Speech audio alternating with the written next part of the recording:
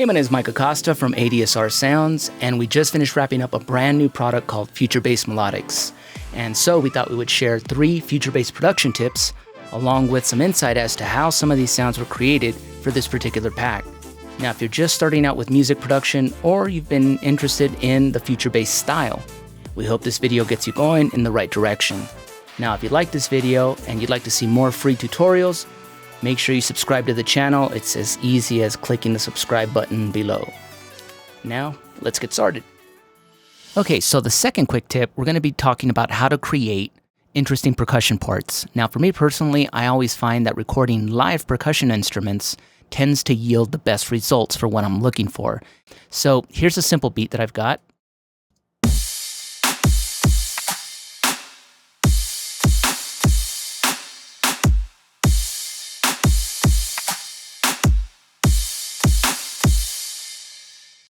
Okay, really simple. So for the example on this particular drum track, I have a live recording of a jingle stick that we did. We recorded in mono, and it's really easy to do. So here's some images on the screen there of what these jingle sticks look like.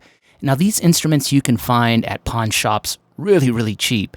You can even go to your local music store, and there's tons of little instruments and things like this, like egg shakers and stuff like that.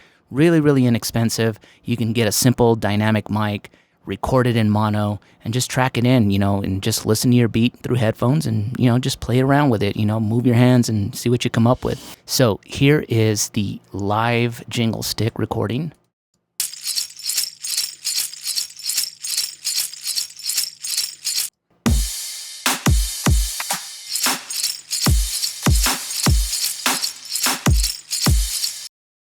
Okay, so with the way that we programmed the drums, that's not really working. So it's really simple to come and take this recording and use Ableton's slice and chop feature. So if we come down and we select slice to new MIDI track, we'll use the 16th note and the slicing preset. This is definitely something to explore because you get some really cool results, and they're all different in how the filter settings are set up in the actual Ableton sampler. So we can try this first with some scrunch and hit OK and let it do its thing. So here's our new sliced up stuff. Let's take a listen to that. So you can see that it's obviously done some stuff with the filters. It seems like there's some rate reduction happening there. So let's undo that and let's try another preset. So if we again slice to MIDI, we'll still keep it at the 16th note, and let's try the robot. And so there's our new sliced up stuff.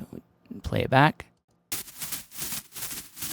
Now that actually sounds pretty cool, and obviously it's way different from the original, but again, that's what's great about doing it this way, is that you can get some really interesting results that will add some nice flavor to your drums.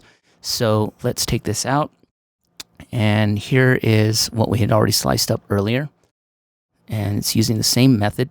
So if we take this and we play this back now, this is what it sounds like, because once it's sliced up, another really cool thing is obviously to come in and remove notes. So just like I explained about, taking kick drums out and claps and that kind of thing, do the same thing with your chop samples.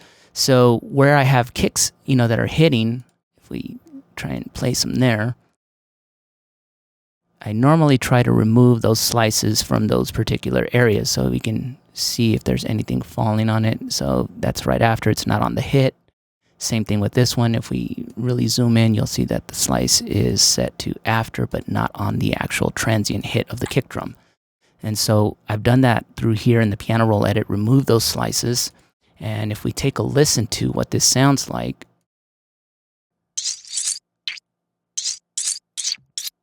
okay, and what I did was I also went and automated the filter on it.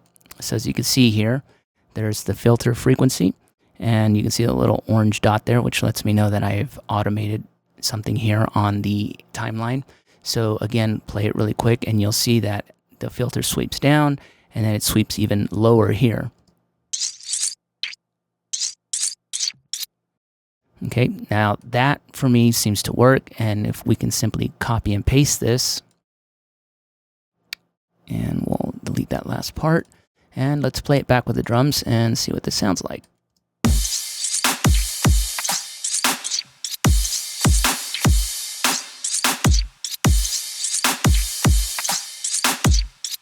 Okay, so it's definitely coming along. So what we've done now is anything that's really bright, I tend to use bit crushers or sample rate reducers to get more of a lo-fi effect. So we are going to do that, and we're going to use Decimart 2 for that, one of my favorite plugins. And when we apply that, what we'll do is we're going to drop the bit rate reduction down to, let's say, about 10, and we'll take the sample rate down to about, let's say, about 11 kilohertz. And let's see what that sounds like really quick.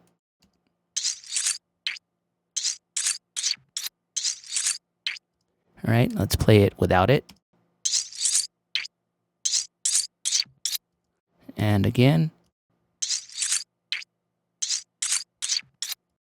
All right, so what I'm going to do is I'm going to add a lot of jitter to this. And I'm going to drop the resolution down to, let's say, about 5 bits. And let's crank the preamp on that a little bit to overdrive. And now let's take a listen.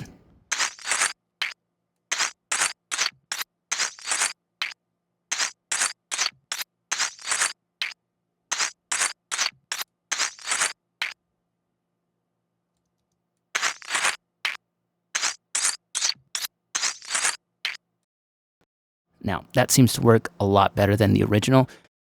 We can also add a little bit of room reverb. It's totally up to you for taste. So we have the Valhalla room and a little API processing at the end. We basically just rolled off a little bit of the low end.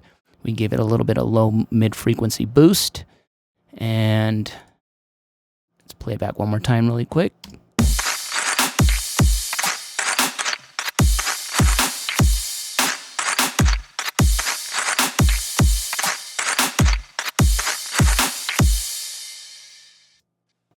Okay, so one other thing that we can do, if we double click, go back into the piano roll edit. Now, besides removing some of the notes so that they don't hit on the same downbeat as the kick drum, is also experiment with applying different grooves to that. And Ableton has some really cool built-in ones.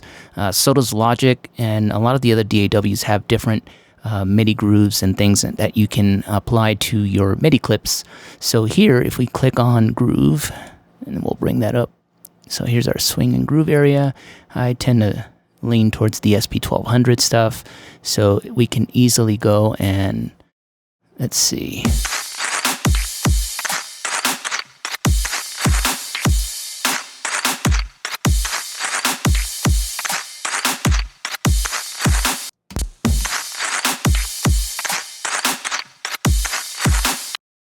So you can hear there on this first clip where the shuffles are a little bit delayed and stuff, and it actually sounds pretty cool. So it gives it a really laid back kind of feel. And again, you can experiment with these. Make sure you try the different hip hop ones. You know, it really doesn't matter. I mean, just really experiment, try them out. And let's see if we copy this one now and we move this over.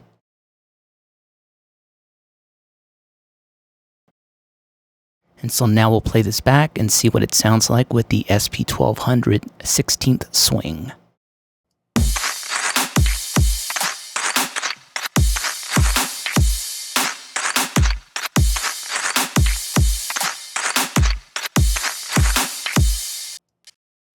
So it's pretty cool. Again, you can experiment with different swing settings, use the slice function. It's a really cool way to get some really interesting percussion tops and things like that happening on your drums.